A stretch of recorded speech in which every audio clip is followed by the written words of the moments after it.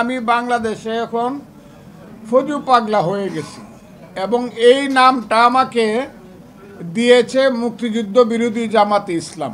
আমি নাকি ফজু পাগলা।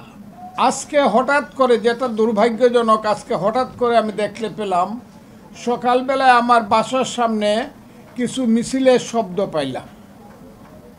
সেই শব্দগুলো বলাটাও আমার কাছে মনে হইল কিছু এই ছোট ছোট ছেলে মেয়ে আমার সন্তানের সমান। এরা কারা আমি চিনিও না। এরা স্লোগান আমার নামে দিল, ফজু পাগলাকে গ্রেপ্তার করো ইত্যাদি ইত্যাদি। ফজু পাগলা মানে আমি বাংলাদেশে এখন ফজু পাগলা হয়ে গেছি এবং এই নামটা আমাকে দিয়েছে মুক্তিযুদ্ধ বিরোধী জামাতে ইসলাম। আমি নাকি ফজু পাগলা। এবং প্রথমে এই কথাটা বলেছে মুফতি আমির হামজা নামে একজন লোক। আচ্ছা ঠিক আছে, আমি পাগলই হলাম, মুক্তিযুদ্ধ করে এখন পাগলের ভূমিকা অবতীর্ণ হয়েছি, সেটাও আমার কথা না। এই ছেলেপেলেরাও আমার নামে ফজু পাগলা স্লোগানে দিয়েছে, আমি বাংলাদেশের একজন পাগলা।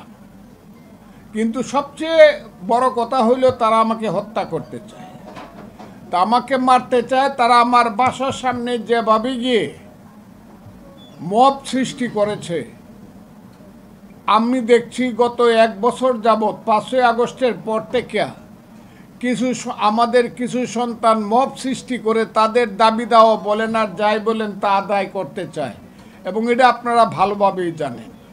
কিন্তু আমার মতো একজন সিনিয়র মানুষ যে দেশটার জন্য যুদ্ধ করেছি, আমি যুদ্ধ না করলে বা মুক্তিযোদ্ধারা যুদ্ধ না করলে এই সন্তানেরা তো বাংলাদেশের সন্তান হইতো না, এরা হয়তো পাকিস্তানের সন্তান। কাজে যে আমাদেরকে হত্যা করা বা আমাদের নামে বিশ্রী স্লোগান দেওয়া, বা আমি একটা বাসা বাড়িতে থাকি সেটা হলো ভাড়া বাসা, এটা আমার নিজের কোনো বাসা না। আমি ওই সেগুন বাগিচা কনকট টাওয়ারে আমি ভাড়া থাকি, সেটা ভাড়া বাসা।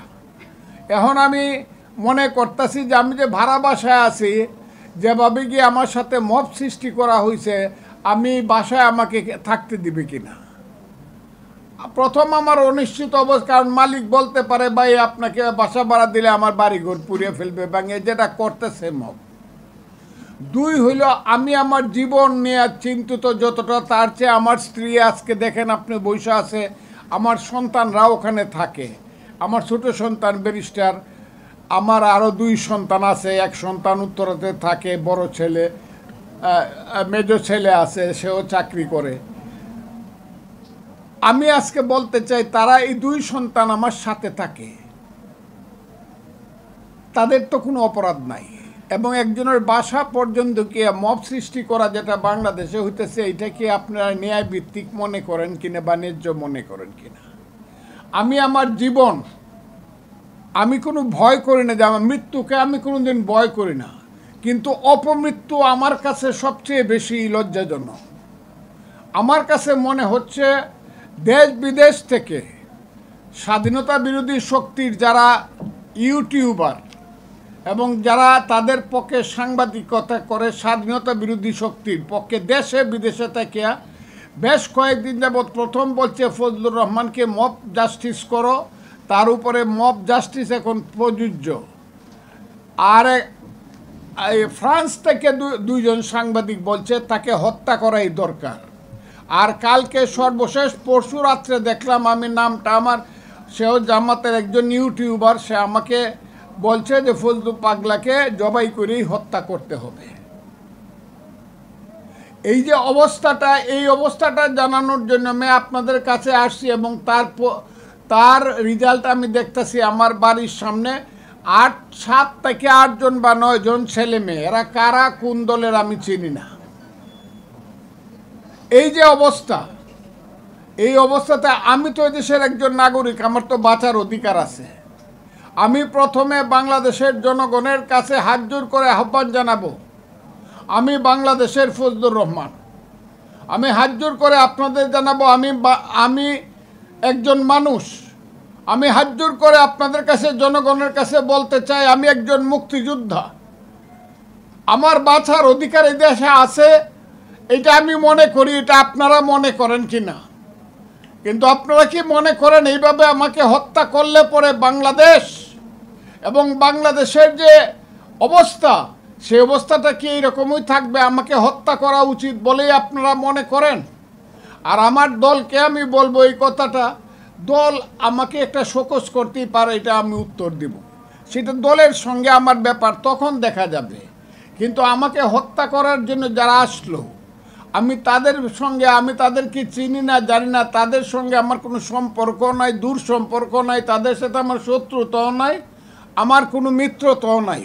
কিন্তু এই যে মব একটা সিচুয়েশন সৃষ্টি হয়ে আমাকে যে হত্যা করার জন্য বা আমার ছেলে মেয়েদেরকে সর্বনাশ করার জন্য, আমার পরিবারকে সর্বনাশ করার জন্য আমি একটা ভাড়া বাসায় থাকি, এর মধ্য দিয়ে আমার কাছে মনে হচ্ছে যে এই দেশে কি আমার বাঁচার অধিকার আছে কি নাই, এটা জনগণকে জানানো উচিত।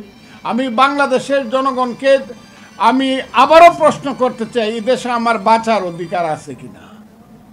আমি এদেশের আইন শৃঙ্খলা বাহিনী, যদিও আমি দেখেছি আইন শৃঙ্খলা বাহিনীর সঙ্গে আমার স্ত্রী যোগাযোগ করার সঙ্গে সঙ্গে পুলিশ এসেছে, আমি তাদেরকে কোনো তারা তাদের দায়িত্ব পালন করেছে, এবং আমি শুনেছি আর্মিও এসেছে, আমি তাদেরকে ধন্যবাদ জানাই। কিন্তু পুলিশ আর আর্মি আসাই কি আমার মতো একজন মুক্তিযোদ্ধার বাড়িতে আমার জন্য খুব সম্মানজনক ব্যাপার? যারা আমাকে বাঁচাইতে চাবে যে পুলিশ আর্মি আমাকে গার্ড করবে, আমি একা একা দেশে চলতে পারবো না।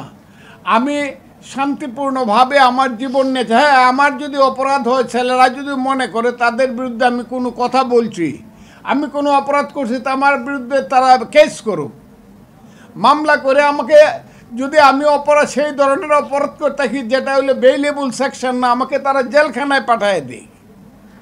তারা আমার বিরুদ্ধে মামলা, আমি কি অপরাধ করছি তারা বলুক, তা তো সেটাও বলে না। কাজে আমি আপনাদের কাছে এই কথাটা বলার জন্যই আসছি আজকে, যে আপনাদের মাধ্যমে আমি সারা জাতিকে জানাতে চাই, বাংলাদেশের মানুষ আপনারা জেনে রাখুন, আমার জীবন বড় শঙ্কায় আছে।